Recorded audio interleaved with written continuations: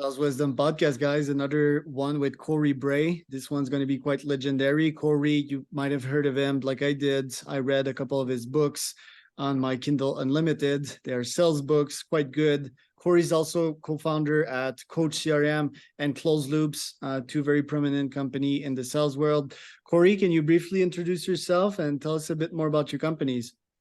Yeah, thanks for having me, Charles. Great to be here. So, yeah, I love helping sales teams get better. And that might be sales management teams through CoachCRM around coaching and professional development, or on the closed loop side, working around skills development and putting sales enablement programs into place. So that's all I do, and write a little bit about it too. Yeah, I want to start by this because that's how I got to learn about you. So you sat down and wrote multiple books. Tell us about the process of writing these books, the why, the how, and how that actually helped you to build a really solid business, which I would guess it would. Tell us a bit more about that. Yeah, the first book that we wrote was the Sales Enablement Playbook back in 2017. And I have been in sales enablement. I didn't know it was called that since 2007. And what I realized was that there are all of these things that should be done or need to be done inside of a company. And they're loosely bundled under the umbrella of sales enablement, but nobody really knew what it was. And people were arguing about definitions. And then software vendors were coming in and saying, I'm sales enablement. And then the next one would come in and say, no, you're not. I'm sales enablement. And then it looked like this cartoon fight. And I'm sitting here and I'm saying, well, you're both contributing to sales enablement, but you both aren't sales enablement. So I said, why don't we just lay out everything here from my co-founder and I's perspective and say, this is what we see. And it seemed to resonate pretty well. The process to get there is not fun. That's what people don't realize. Is I always say that when you think your book is done, you're about 35% of the way done, because you got to beat it up, rewrite it, restructure it. And that's where, when you're reading a book and you say, this book isn't very good, it's because they didn't lift the weights. They didn't put in the time. They didn't run the miles. All they did was just, I exercised, I'm good. Right. And that's where they ended up.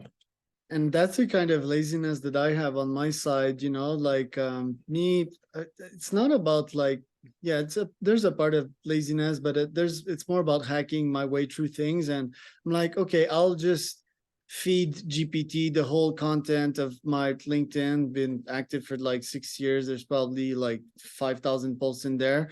And I'll also feed it my 6K tweets, and I'll just tell it to write me a nice book. Is that intelligence? Is that laziness? Because I have books, they're unimpressive. They're mostly like cobbled up PDFs. Do you recommend that I actually do the hard work and produce decent, put up together work of arts like you did?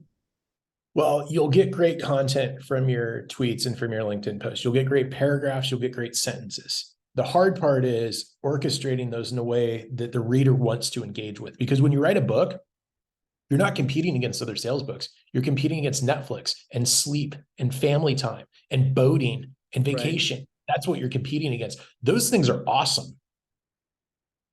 How do you get your book to be able to take somebody's time? Or they're on the boat, they put the fishing pole down and pick up your book. How do you compete against fishing and have somebody actually want to engage with your content? That's the question that authors need to ask themselves. Right. In my case, it's in the bed context. So it's sleep, sex, one could say, or, spending time doing other activities. I'm talking about your readers. This is what your readers are sitting here. So yeah, exactly. I mean, that's tough lineup right there. Yeah. Well, yeah, it's a very tough lineup. But in my case, it's like an ingrained habit that I just open up a book on my tablet, on my iPad before going to sleep. That's how I discovered you. I searched for the sales category. I found an attractive cover, and I found an intro that made sense, and you also gave me a very low-hanging fruit, perfect offer kind of, which is Kindle Unlimited. It's free, right? So I'm going to read it. There you go. Your business card is in. I guess, yes, there's more competition nowadays, but most salespeople, they're not authors as well. You kind of did the sacrifice. You also have an uncommon background. You went to Wharton. I don't often see that in salespeople. Tell us about why people pick up your book, and also tell us about the impact it had on your actual career. Well, the first book I wrote, I'd go to conferences and people would look at me. I think I was 31 years old at the time, and they'd say, "What qualifies you to write a book?" And I just I don't even engage with questions like that. That's not a good question to engage with another human being on. So I just ignore those people. And then a couple years later, someone would ask me the same question, and it was always the same type of person. And I'd say, well, I wrote 3 other ones and people bought a bunch of them, but wrote really good reviews. So I just kept going. And so you get past that hump. And with whatever you're doing, there is a hump in front of you, and there might be a hump behind it. It might be a much bigger hump beyond that. But what I did was realize that I just had to do it. I had to put in the hundreds of hours of work to do it.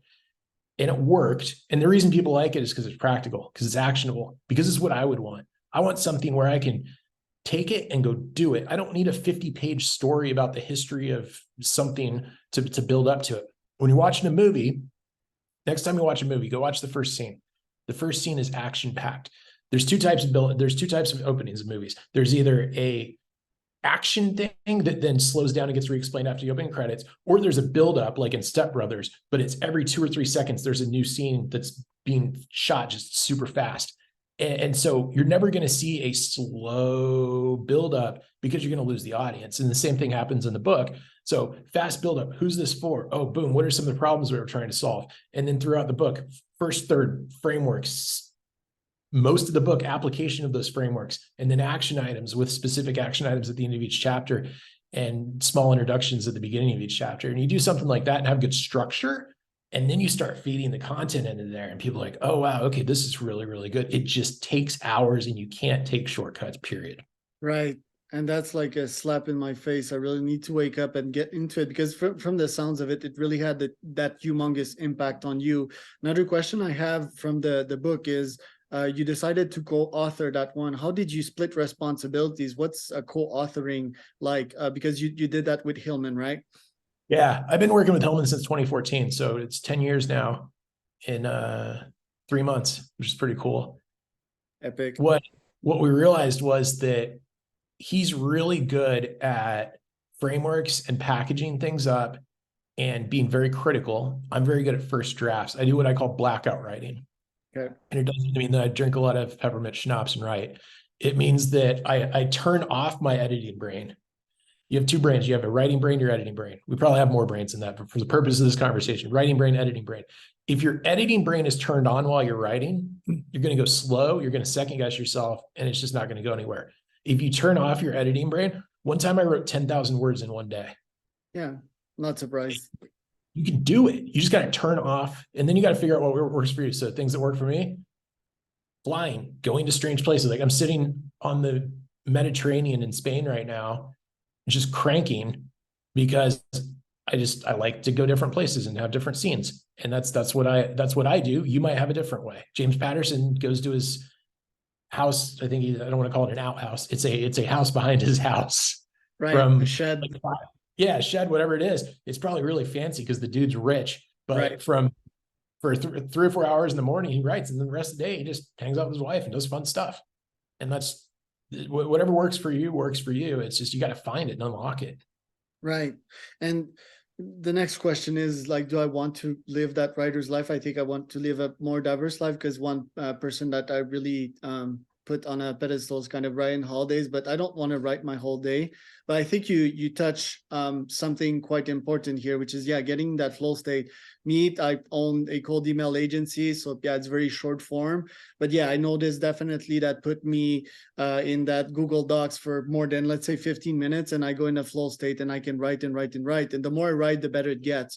So really good tip there. Maybe I should block out time and just write and stop being self-critical. The thing that happened with my mindset, I think I got in a different mindset than my usual one with a book, and I was like overthinking, right? Oh, how does that sound? What is that, a good intro? Do you reckon? Well, first, I know that this is bad, but have you been using GPT lately to kind of help you do the outlines? Or it's like straight up pure flow, like we described? No, I haven't used it. I'm not writing right now. I'm building a software company, and that's pretty much what I spend most of my time on. And then I'm also working on my stand-up comedy career. Wow. And I have not used GPT for my stand-up yet, because I'm trying to get really good at writing jokes before I start getting an assistant. Yeah, and GPT is not really funny, which is a sign of intelligence that I often discuss about. But yeah, okay. Well, you just threw a kind of haymaker there. Tell us about that stand-up career, because yeah, that obviously huge fan of Joe Rogan, and yeah, Tim Ferriss had multiple folks on his book telling about the benefits of doing stand-up. Why did you decided to do it? The reason I did was because I was bored when it was during COVID. I lived in places that didn't really do lockdowns, but we had lockdowns for like 6 weeks, and there wasn't a whole lot to do. Is that in Spain? No, it was in Tennessee. Ten- Yeah, I lived in Tennessee at that point in time, and so there were a couple weeks where we couldn't go dine in at restaurants, and my buddy in California said, "Hey, I hired these professional comedians to teach a class. Do you want in? You know, Venmo me some money." So I did, and so I took the stand-up comedy class with these guys that are pretty big time out of Seattle, and it was awesome. So they taught me so much. We did have some performances. We did little performances, and we had the one that was like talent day when you invite your friends. I didn't invite my family to do the contest of my jokes, but I invited a bunch of my friends. I had a great time doing it. And what I realized after that, because we didn't have the software company yet, we just had ClozeLoop, our consulting firm, and I was doing sales training. So then a few months later, I get on the road again. I'm standing in front of a room of 100 people, and I'm just funnier. And I'm not telling jokes. I'm not doing bits. I'm not trying to do anything that's, I don't ever cuss in public. Nobody has a clip of me saying anything like that. The comfort, I mean, I was already considering myself a pretty good public speaker, but this is where you could get so self-critical. Like, wow, I thought I was good. And then all of a sudden I get a little bit of this just energy around how do you make things more relaxed and engaging and entertaining. It brought more out of my audience. And when you're doing training in front of a room, it's not about you, it's about the audience and making them have a really great experience. And so that really translated well for me. So I'm trying to lean into that a little bit more as I prepare to start doing keynotes around coaching. That's just epic. And I can already notice from you that you're trying to get other pieces from other disciplines and bring them back to sales. Debate is another one.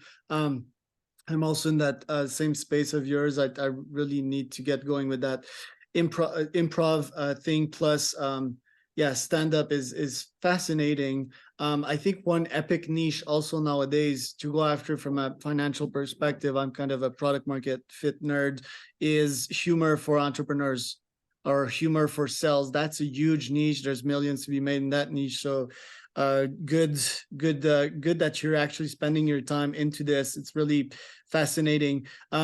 For actually running your businesses nowadays, tell us a bit more about CoachCRM. Tell us about your time spent and what you seek to accomplish with those businesses. Yeah, so CoachCRM's goal is to help sales managers get more out of their teams by being better coaches and then developing other management skills as well, while being able to show executive leadership what's going on from a coaching perspective, so we can make better coaches out of the executives so they can coach the coach, which is kind of meta. But if you think about it, how do you get the VP, the chief revenue officer, the director in some of these bigger orgs working with the sales managers to get more out of their team? People typically aren't trained in how to do that. They typically don't have a bunch of ongoing professional development because sales enablement teams are often relegated to new hire onboarding, working with sales development, working with people on their promotion paths or doing things around tools. I haven't seen a sales enablement team yet that has a good program around developing second line managers. And that's what we're really trying to do by having a software that's focused on the second line to the front line, down the individual contributor around coaching. And then also working with companies that are concerned that they invest a ton of money into things like sales methodology or sales training, but it's not injected into those coaching and management workflows. We're solving for that as well. So that's the big problem. Those are problems that we're solving. And then in terms of my day, I work on product, I work on sales, I work on customer success. Unfortunately, I have to do admin stuff too, which I don't do much of, but you know, it's there. And it's just great. I love building, I love growing businesses, and I love selling and closing deals. It's just such a rush. It's a thrill. Yeah, I don't ever see myself get away from that. And if ever I'm gonna go Massa style, the founder of SoftBank saying that he did a billion in 30 minutes with the Saudi deal. I think I'll go that direction if ever. But yeah, it's such a thrill, and it's a really complex thing as well. I don't. Well, I mean, obviously I'm biased, but I see as being pushed away by AI as probably one of the last profession, because it's so human. And like you said, there's humor. And coming back to my last point about GPT showing cases of high intelligence, aka humor, it's not funny right now for most. So that's an interesting point to take note of right there. So that's CoachCRM. What's the price tag generally? How much customers do you have? Like, tell us a bit more about that. We charge per manager per year. And so that's where we price it. It depends on what package they're buying, but for most people, it's about 2,500 per manager per year. If they want to go crazy with CRM integrations and calendar integrations and a bunch of analytics and things like that, it's more. But the goal is to make it easy to do business with us. And then the cool thing is we spun it out of the consulting firm. So beyond the software, again, if the enablement team or leadership is struggling to develop the managers and give them the coaching skills, well, we do that too. So we have manager development programs that all of our customers have access to. So it's that's one of the things that we're really excited about. Right. It's a nice little ecosystem. I always like talking with founders, entrepreneurs that have multiple sources of revenue, and the ecosystem kind of feed itself. So you have your SaaS, you have your firm, your consulting firm, you have your books. You're also like an angel. You also have your podcast. Is that like the 90% of Cory? Yeah, it's pretty much all I do. Right. It's a lot of stuff, but it fits together nicely. I mean, the consulting firm doesn't take much time because we've built products around that. And so when a customer works with us, it's not one of these things where a lot of consultants want to go in and say, I'm going to go bill a bunch of hours. We don't. I think the last hourly deal I sold was in 2018. We just don't do that. It's not not something we do. So we'll say, hey, look, you got a specific problem to solve. Here's a solution. Here's stuff. Here's things. Here's that. Here's this. Here's a partner to bring on and work with it. And by the way, we'll help you with these things directly. So I think there's a lot of ways to really move the needle. And so that way we don't have to charge $500,000 to go do something that is generally straightforward. It's amazing how much impact you can have when you package things right. Right. It's beautiful to see it all in action, and with someone that actually took the time, not like myself, to build perennial work and see the effects of that. It's really impressive. You told me about the podcast prior to this call. What are your plans with the podcast, and how does that integrate with your whole ecosystem? Well, it's called the Sales Management Podcast. It's on Spotify and Apple. I did season 1 with just me doing some solo sessions because I wanted to go through a bunch of topics in depth. We went through coaching and competency management, coaching mindset challenges, building sales playbooks for both founders and advanced companies. A lot of those topics that I just wanted to spend some time talking about. So it was all 20 to 40-minute episodes. I did a debate with my buddy Jordan Crawford, who's also a founder. I think we went an hour and a half, and I just thought it was great. So I want to do a bunch more of those. So my goal is to find people that have dissenting opinions who are really smart and really on top of their game, and have a good, solid, professional debate where we might agree, we might disagree, whatever, but it helps the audience really think through issues. So if anybody out there says, oh, I'm really passionate about this thing that I think other people disagree with, I'll even take the counterpoint on something I believe in just for funsies. Yeah, devil's advocate and developing that other side of the brain, I think, is really beneficial, especially in life when you realize that everything is gray. There's nothing black or white, I think it adds a bunch of gray neurons, gray content in your brain. But one thing's for sure, debates, me, as a salesperson, I appreciate adversity. I get adversity. I don't get much nowadays, maybe because my prospects and people that I have on this pod, they go on my LinkedIn. Maybe some of them are intimidated, which is one thing that I realized lately from having haters from, like this background of mine that I have here saying the Iron Man stuff and yada, yada. Why would someone hate on Iron Man? What a loser. Yes, but I also appreciate kind of their their viewpoints in the sense that, you know, like it also, like, if I'm frustrated by it, it means that there's an ego thing on my end. And it's, do I always need to find the truth as a person?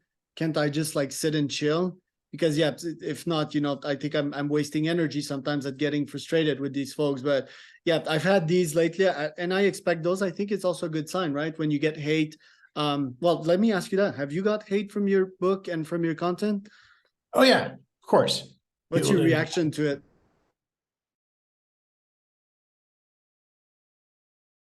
You don't bother?